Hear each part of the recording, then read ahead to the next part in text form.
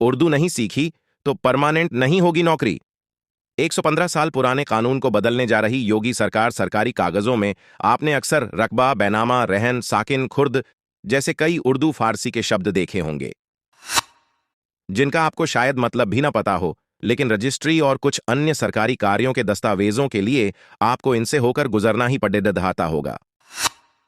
अब उत्तर प्रदेश की योगी आदित्यनाथ सरकार ने इन शब्दों को हटाने और इनके स्थान पर हिंदी के सामान्य शब्दों का इस्तेमाल करने का ऐतिहासिक निर्णय लिया है। इसके लिए रजिस्ट्रेशन एक्ट 1908 में संशोधन किया जाएगा। यही नहीं, अब सब रजिस्ट्रार को उर्दू इमला की परीक्षा भी नहीं देनी होगी।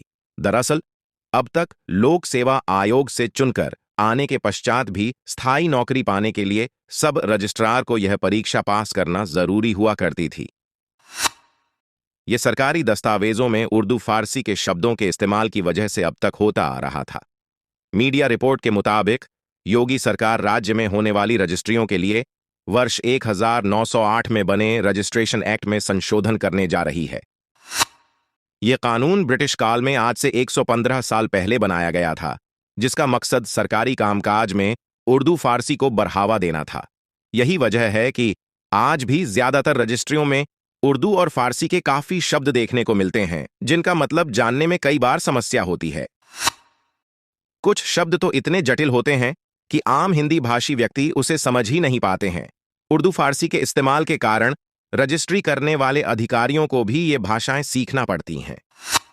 इसके लिए सब रजिस्ट्रार स्तर से भर्ती होने वाले अधिकारियों को उर्दू इमला की परीक्षा पास करनी पड़ती है। इन अफसरों को उर्दू इसलिए सिखाई जाती है क्योंकि रजिस्ट्रियों में अभी तक बड़े पैमाने पर उर्दू फारसी शब्द का प्रयोग होता रहा है। इस परीक्षा में ये अफसर उर्दू लिखना, बोलना, व्याकरण और अनुवाद जैसी तमाम चीजें सीखते हैं। अब योगी सरकार इसे नई टेक्नोलॉजी से बदलने जा रही है। बता दें कि उर्दू सीखने और परीक्षा देने की यह अवधि 2 साल की होती है और इस बीच चयनित अभ्यर्थी प्रोबेशन पर रहते हैं। इसे सीखे और परीक्षा पास किए बगैर अभ्यर्थियों की नौकरी स्थायी परमानेंट नहीं की जाती। योगी सरकार ने फैसला लिया है कि इस उर्दू की परीक्षा के बदले अब सामान्य कंप्यूटर ज्ञान की परीक्षा होगी और उसी के जरिए काम होगा। इससे अभ्यर्थियों को भी आसानी होगी और साथ ही जनता को सरकारी दस्तावेजों की भाषा समझने में आसानी होगी।